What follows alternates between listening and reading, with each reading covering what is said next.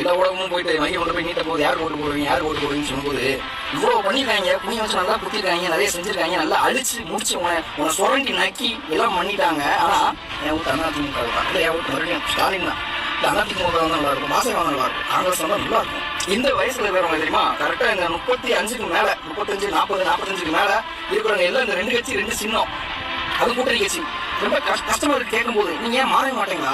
இந்த ஆட்சியில எவ்வளவு பாலியல் வன்புறம் இருக்கு, அந்த அதே பாலியல் வன்புறம் உன் வீட்டுல ஏன் நடந்திருந்தா நீ அந்த கட்சி ஓட்டு போடையால? அதிமுக நடந்துச்சு. அப்போ அதிமுக ஆட்சி அவன் வீட்டுல நடந்தா ஓட்டு போடையால? அவன் வீட்டுல நடக்கிற வரைக்கும் அவன் வந்து எப்படி வாய்ப்புசம் சொல்றீங்க நினைச்சு பாருங்களேன். கடைசி நேரத்துல 2000 2500 5000 10,000 கொடுத்தா அந்த பணம் உங்க மைண்ட்ல இருக்கே தவிர்த்து என் பிள்ளை அடுத்த வருஷம் உண்மையிலேயே உன் வீட்டை படிக்கிற பிள்ளை கரெக்டான சம்பளத்துக்கு படிச்சு முடிச்சு வேலைக்கு போயிருக்கான்னு சொல்லி பார்ப்போம்.